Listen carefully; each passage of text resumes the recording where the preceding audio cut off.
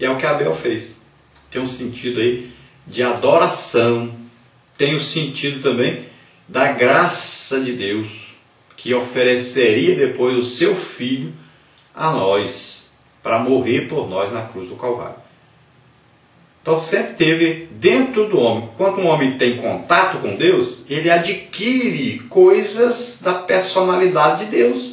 Então, como Deus sempre quis ofertar a nós, ele vem com a sua graça, com a sua misericórdia, com o seu amor para conosco. Então o homem, com esse relacionamento com esse Deus, ele adquire também essa personalidade.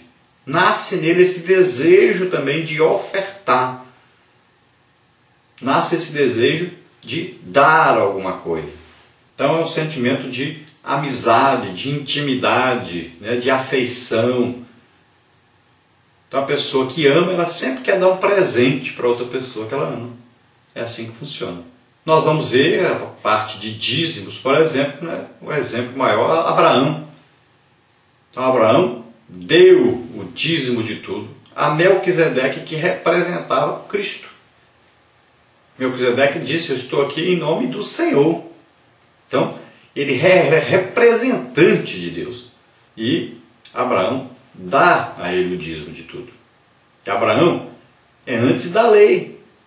É como se Levi, o sacerdote da lei que recebia dízimo, estivesse agora pagando o dízimo. Quem paga o dízimo é o quê? Maior ou menor? É o menor. O menor é que paga, mas menor é que entrega. Então, Levi estava nos lombos de Abraão, ou seja, não tinha nascido ainda. Seria descendente de Abraão. Não existia ainda a lei. Abraão deu por amor, com voluntariedade, com alegria, satisfação em entregar o dízimo, como adoração, como louvor a Deus. Então, no período mosaico, o dízimo aparece como preceito de um princípio já existente no período patriarcal. Os preceitos mudam e até desaparecem, todavia os princípios são imutáveis e permanentes. De acordo com a lei de Moisés, os dízimos deveriam ser entregues aos sacerdotes para a manutenção do culto e também para o sustento dos levitas, já que estes não tinham possessão em Israel. Então a lei mosaica veio aí para regulamentar isso e veio trazendo um sentido de obrigação para todos. Todos deveriam dizimar para que o culto feito a Deus no tabernáculo e depois no templo fosse feito corretamente e tivesse todo o material necessário para se fazer esse culto. E para que os funcionários do templo, todos aqueles que trabalhassem nesse culto, que estivessem envolvidos com esse culto, estivessem envolvidos nos sacrifícios, no serviço lá dentro do tabernáculo, todos que estivessem envolvidos com isso, eles não receberiam salário lá fora, não trabalhariam lá fora para os homens, não plantariam, não teriam tempo para essas coisas, eles se dedicariam exclusivamente ao trabalho de Deus, então receberiam a ajuda, eles teriam, através então dessa entrada de dízimos e ofertas, sustentaria o culto e aqueles que faziam o culto, aqueles que produziam as coisas que eram necessárias para o culto. Agora, dentro dessa primeira parte, dízimos e ofertas na Bíblia, vamos ver aí no Novo Testamento. Então, os que supõem estar a prática do dízimo restrita ao Antigo Testamento, precisam entender que a natureza e os fundamentos do culto não mudaram. Mudou apenas a forma e a liturgia, mas não a sua função. A adoração a Deus deve ser em espírito e em verdade. O culto levítico com seus rituais já não existe. Todavia, o princípio da adoração continua o mesmo. O dízimo levítico pertencia à ordem de Arão, que era transitória. Todavia, o dízimo cristão pertence à ordem de Melquisedeque, que é eterna e, portanto, anterior à lei de Moisés. Então, veja bem, não mudou o sentido aí de contribuição. No Antigo Testamento, trazia-se uma conotação de obrigação devido à lei. Mas antes da lei já existia. Abraão é exemplo disso. Então existia o quê? Um princípio de contribuição E com Abel, desde Abel, existia o quê? O princípio de adoração. Abraão fez os dois. Abraão fazia altares de sacrifício, de louvor, de adoração a Deus. E também praticava o dízimo.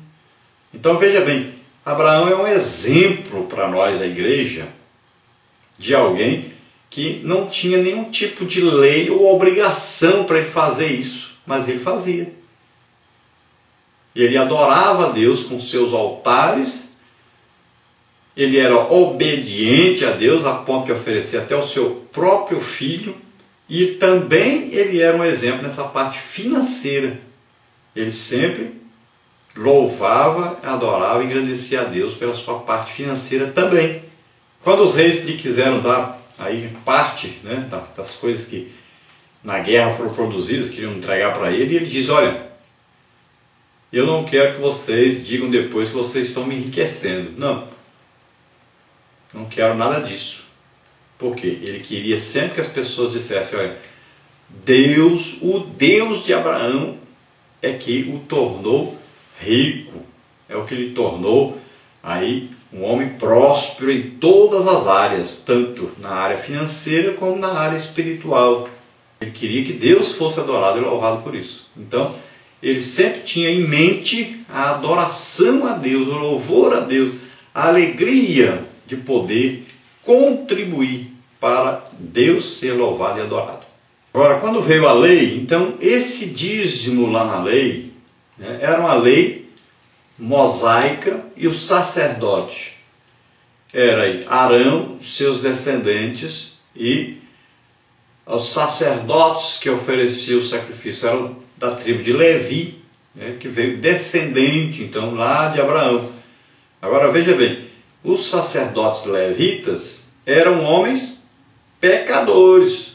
Esses homens, quando iam oferecer sacrifício a Deus, eles tinham que oferecer sacrifício por si próprios, pois eles também tinham defeito. E tem outra coisa, eles iam envelhecendo, morria e entrava outro no lugar deles. Era um sacerdócio imperfeito, porque o sacerdote tinha pecado, precisava oferecer sacrifício por si próprio, e também porque o sacerdote morria, tinha que ser substituído. Se o sacerdote tem defeito e precisa ser substituído, então esse sacerdócio não é perfeito. Agora, o sacerdócio segundo a ordem de Melquisedeque, que é o sacerdócio de Cristo, esse é perfeito. Por quê? Primeiro, é um sacerdócio onde o sacerdote nunca pecou.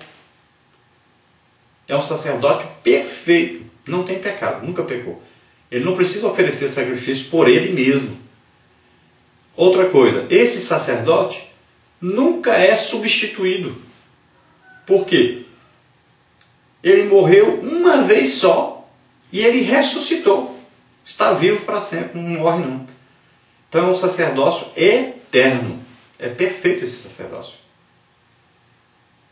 Então, se antes da lei já era o dízimo parte de um culto, de uma adoração a Deus, imagine agora que nasceu o sacerdote perfeito aqui na terra, morreu, ressuscitou, ele é eterno, perfeito, e ele quer que nós nos ofereçamos como sacrifício vivo, santo e agradável a ele, fazendo o quê? Um culto racional. Racional quer dizer que você raciocina, que você analisa, que você faz uma coisa voluntária, faz com alegria, você serve a Deus com alegria. É isso que ele deseja. Então Jesus não veio abrogar a lei, mas cumpri-la. Ele não apenas reconheceu a observância da prática do dízimo, mas a recomendou. Nas epístolas, Paulo faz referência ao dízimo levítico para extrair dele o princípio de que o obreiro é digno do seu salário. Se o apóstolo não reconhecesse a legitimidade da prática do dízimo, jamais teria usado esses textos do Antigo Testamento. Então veja bem, Jesus, ele disse: olha, eu não vim acabar com a lei e dizer que a lei não presta. Não, ele disse: eu vim cumprir a lei. E ele cumpriu a lei. Outra coisa, Jesus recomendou que se continuasse com a prática do dízimo. Ele não disse, a partir de hoje acabou o dízimo, não precisa vocês mais dizimarem, nem ofertarem, acabou. Não, ele não disse isso nunca. Ele apoiou. E o apóstolo Paulo fala sobre essa contribuição, esse sentido de contribuição. E ele usa os textos no Antigo Testamento que falam sobre dízimos, sobre ofertas. Ele cita o Antigo Testamento. Não devemos tapar a boca ao boi que trilha, que, né? Ele precisa o quê? Ele precisa comer para trabalhar. E ele diz, e Deus está lá preocupado com o animal, com o boi? Não, ele está falando isso a respeito do homem. Então, o obreiro, aquele que se dedica à obra de Deus, que vive exclusivamente da obra de Deus, ele precisa ser sustentado. E quem vai sustentá-lo? A igreja, através de quê? Dos dízimos e das ofertas. Vamos ver a parte 2 aí, a prática do dízimo e das ofertas como forma de adoração. Nós vamos ver aí, número 1, tópico 1, reconhecimento da soberania e da bondade de Deus. Tópico 2, reconhecimento do valor do próximo. Então, dentro dessa segunda parte aí, a prática do dízimo e das ofertas como forma de adoração, vamos ver aí, reconhecimento da soberania e da bondade de Deus. Um dos princípios básicos da prática do dízimo é o reconhecimento de que Deus é soberano sobre todas as coisas. Tudo vem dele e vai para ele.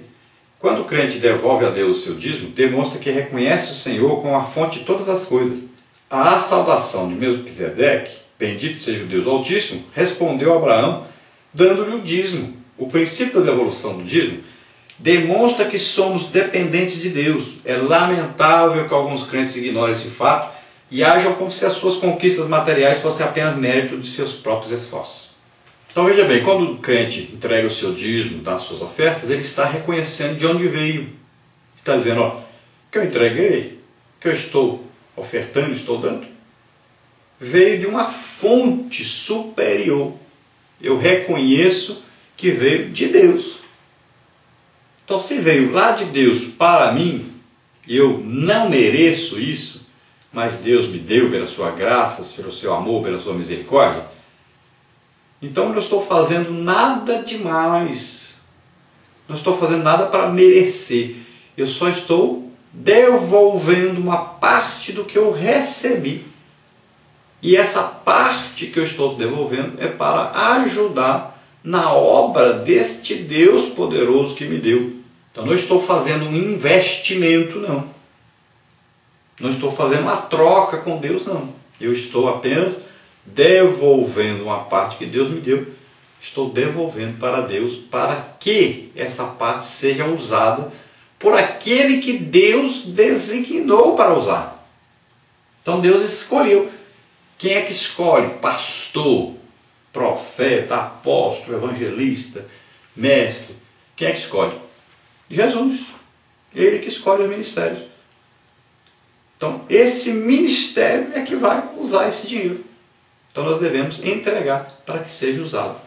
Então, quando você reconhece que é Deus que está agindo na sua vida para que você ganhe esse dinheiro, que você tenha essa renda, é um reconhecimento disso. Nunca pense que é a sua própria sabedoria, seu próprio entendimento. Não pense que você é mais esperto que os outros, que você é mais inteligente que os outros e por isso você está sendo abençoado. Nada disso. Não tem nada a ver com merecimento aí. Apenas ser usado por Deus. Então quando Melquisedeque vem para Abraão e ele diz, estou vindo em nome do Deus Altíssimo.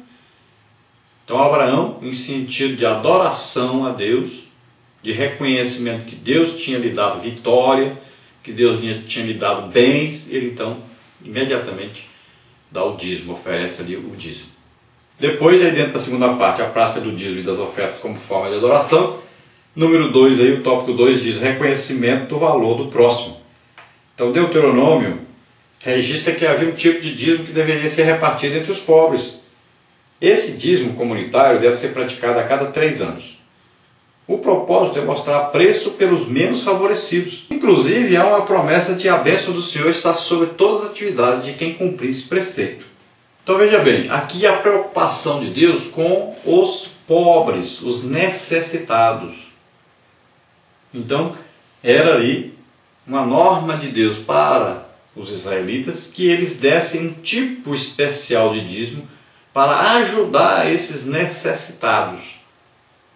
A igreja também, ela deve fazer isso.